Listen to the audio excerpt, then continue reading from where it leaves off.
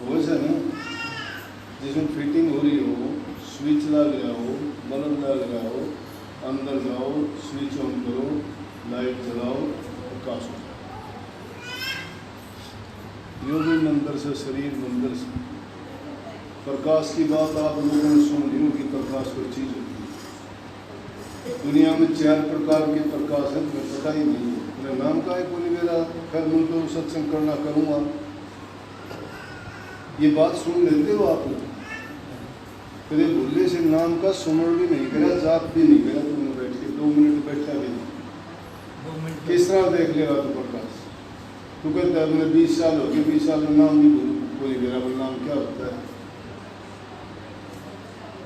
क्या प्रकाश देखेगा? 4 प्रकार के प्रकाश होते हैं। सनलाइट जो है प्रकाश, देखो कितना दुनिया में जितने प्रकाश से इस प्रकाश से प्रकाशित हैं। यो प्रकाश जहाँ नहीं होता वहाँ प्रकाश कहीं नहीं होता। इसके यहाँ सो के रहे तो आंखें बंद कर दो कितने भी, फिर भी ये प्रकाश दिखाई देगा तुम्हें। अगर अंधेरे में भी सो जाओगे, सूरज निकला हुआ, तुम जाग आ जाएगी तो तुम्हें पता लग जाएगा कि धूप निकल चुकी है। किसी बात का अनुभव तो कोई करते, कोई बकवास करने का टाइम आ गया, करते क्या हो? इसको कहते हैं सनलाइट। दूसरा प्रकाश चंद्रमा का होता है, उसको कहते हैं मूनलाइट। तीसरा प्रकाश अग्नि का होता है, उसको कहते हैं फायर लाइट। और चौथा प्रकाश अंतर में जो होता है उसको कहते हैं डिवाइन लाइट। जिसको सिखों ने चांदना कहा है, उनके ग्रंथों में, हिंदुओं ने उसको परम प्रकाश कहा है। हम आम बोलचाल की भाषा में उसको दिव्य ज्योति कहते हैं। प्रकाश नाम सुन लिया, दिव्य ज्योति के दर्शन यूं ही नहीं हो जाते, तमाशा नहीं है वो।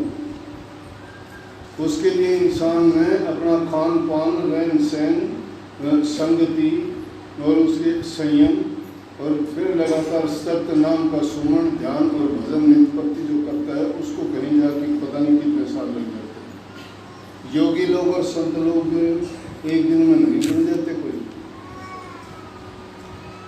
तुम एक दिन में प्रकाश देखना चाहते हो, चले को नहीं एक कदम भी, और मंजिल को पा लेना चाहते हो, कैसे होगी ये बात? मैंने कहा तुमने मजाक सोचा कि पहले बाहर का प्रकाश तो देख लो। बाहर के प्रकाश के बारे में नहीं जानते। जितने पेड़ पौधे, जितनी वनस्पति, जितने जीव जंतु हैं, ये प्रकाश जिसको नहीं मिलता वो जीवित नहीं रहता।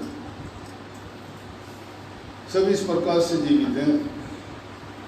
बंद कमरे में अंधेरे में कोई भी पौधा अगर रख दोगे, कभी प्रकाश नहीं दिखाई दे, मर जाएगा वो, नहीं जिंदा रहेगा। प्रकाश से जिंदा।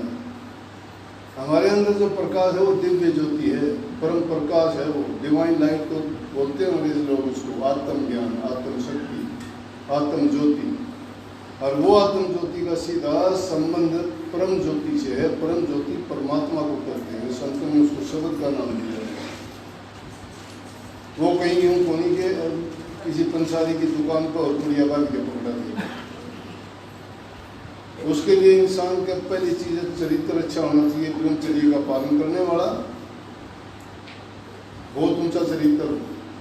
दूसरा उसका खान पान का संयम होना चाहिए। उसको मीठा, चरपरा या 3 प्रकार के गुण होते हैं, 3 ही प्रकार का भोजन होता है। 3 गुण है दुनिया में, रजोगुण, तमोगुण और सतोगुण। तमोगुण भोजन खाने से तमोगुणी विचार होते हैं, गुस्सा, क्रोध और ये लड़ाई झगड़ा, इस तरह के विचार आते हैं। रजोगुणी मार्ग में को दुनियादारी की चीजें, स्वाद, रस, आनंद इनका भोगी हो जाता है। और सतोगुणी भोजन और सतोगुणी विचार और ख्यालात रखने से इंसान जो से भक्ति के रास्ते पर चलता है। अब इन बातों में कौन सी का पालन करता है पता नहीं। खाने के तुम शौकीन, घूमने के तुम शौकीन, राग रंग के तुम शौकीन, हंसी खेल मखौल के तुम शौकीन। भोजन का वर्गीकरण है 3, क्योंकि जैसा इंसान जैसा खाएगा अन्न वैसा होगा मन। 5 प्रकार के कोष बने इंसान के शरीर में। सबसे पहला अन्नमय कोष है। मैंने जितने सत्संग कर रखे कोई कमी नहीं छोड़ रखी। लेकिन मूर्ख आदमियों को ज्ञान ही नहीं आया कि मन में आया वो बोल दिया। प्रकाश क्या होता है मेरा ध्यान नहीं लगता। अपनी कमी बताते हो आप लोग। तुम्हें जो है तुम्हारा अभ्यास मैं थोड़ा करूँगा, तुम्हारे नाम का सुमरण मैं थोड़ा करूँगा, तुम्हारे लिए भक्ति मैं थोड़ा करूँगा, तुम्हारा खान पान मेरे से थोड़ा सुधरेगा, मेरा रहन सहन तुम्हारे से नहीं बनता। तुम्हारा रहन सहन तुम बढ़ाओगे, तुम्हारा खान पान तुम सुधारोगे, तुम्हारी कमी तुम्हारे हाथ है। अपनी कमी आके भगते होगे, ये नहीं होता। कैसे हो जाएगा? तमाशा है।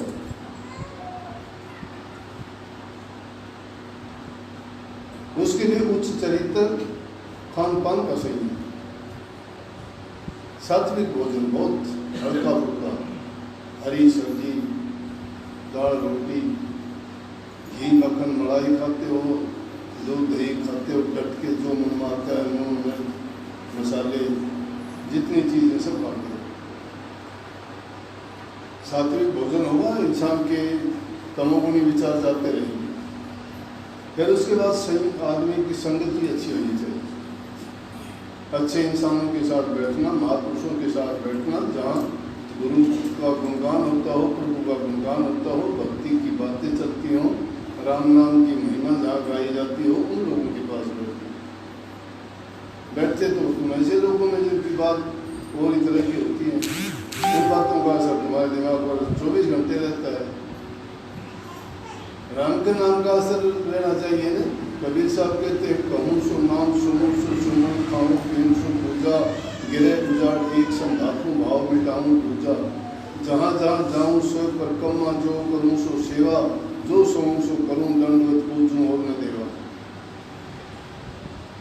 ऐसे काम खाता है तो इंसान तो भी कहता है कि नाम लेता हूँ, सोता है तो कहता है परमात्मा का दंडवत प्रणाम करता हूँ, घूमता है तो कहता है परमात्मा की मैं परिक्रमा करता हूँ, जो बोलता है तो कहता है मैं नाम के सिवाय दूसरी चीज नहीं बोलता। ऐसी हालत होगी जब प्रकाश का वो भी अगर कदे दिखाई देगा तो वो भी संत महापुरुषों को भी रोजाना दिखाई नहीं देता। प्रकाश का तमाशा बना दिया, प्रकाश दिखाई नहीं देता। उसके बाद घरों में शांति होनी चाहिए। गृहस्थी आदमी हो, हर प्रकार की लाग लपेट है, घरों में चाल होत है, बच्चों की जरूरत है, किसी को नौकरी चाहिए, किसी को घर चाहिए, किसी को बहू चाहिए, किसी को और घरेलू सामान की जरूरत है, वो चाहिए। जब इतनी चिंताएं जिस आदमी के साथ जुड़ी होती है, गृहस्थी आदमी के लिए मैंने कहा है, जो अपने अच्छे विचार रखता है, बुराइयों को छोड़ देता है। बुराइयों को छोड़ने का मतलब शराब कबाब नशे विषय विकारों में ना पड़े, अपने घरों में प्यार प्रेम शांति रखे, बूढ़े बुजुर्ग की सेवा करे, प्रेम से रहे, सबके साथ अच्छा बर्ताव करे, अपना कमा के खाए, नीयत सच्ची रखे, नीति अच्छी रखे। वो आदमी अगर मांस मिट्टी इनसे दूर रहे, कोई भी नशे विषय के पास ना पटके, उस आदमी का वजन बना हुआ है, वो शुद्ध आत्मा हो जाता है। और गृहस्थियों के लिए इतना ही बहुत है, उनका कल्याण इसी में हो जाता है। ये काम संतों का होता है कि वो कितना भजन करते हैं, उनके जिम्मे तो दुनियादारी के जीव लगे होते हैं। तुम्हारा खुद के कल्याण के लिए इतना ही बहुत है। जो आदमी अगर घंटा आध घंटा बैठ के नाम का सुमन करता है, उनका चिंतन करता है, वो भी कैसा चिंतन, सब कुछ भूल जाए उस दौरान में, कुछ ख्याल ना रहे, कुछ ध्यान ना रहे। जब उस दौरान में भी अकेले अगर बैठ के नहीं, तुम और भेड़ बुन में लगे रहते हो, कारोबार की बातों में लगे रहते हो, बच्चों के घर बनाने में लगे रहते हो, किसी की शादी करने में लगे रहते हो, कि खेत की बातें सोचते रहते हो, या कोई झगड़े मुकदमे याद आते हैं, तो भजन नहीं। भजन करना कठिन से मेरे भाई, आसान काम थोड़ा है। जब कहीं जाके आदत पड़ेगी, इस मन को ये अच्छे गुण आएंगे, तब ये इतने गुण हो, और जिस दिन ये अपना ले और उस दिन नाम का सुमन करने लगेगा, जब तुझे पता लगेगा कि हाँ मैं नाम जपने के काबिल अब हुआ। ऐसे ही कोई कह दिया कि नाम के मेरे को ये नहीं वो नहीं, फिर तो सारे जमाना बदल जाता। बदलते नहीं है घर वाले, तुम्हारी औलाद भी कहेगी नहीं तुम्हारे। घर जाते हो तो तुम्हारा मन मुटाव तो तुम्हारी औलाद से, पत्नी तुम्हारे से झगड़ा करती है, घर में शांति एक पल के लिए भी नहीं है, किसका भजन बनाओगे? कौन जमाना चल रहा है? माया का और काल का जोर है जमाना।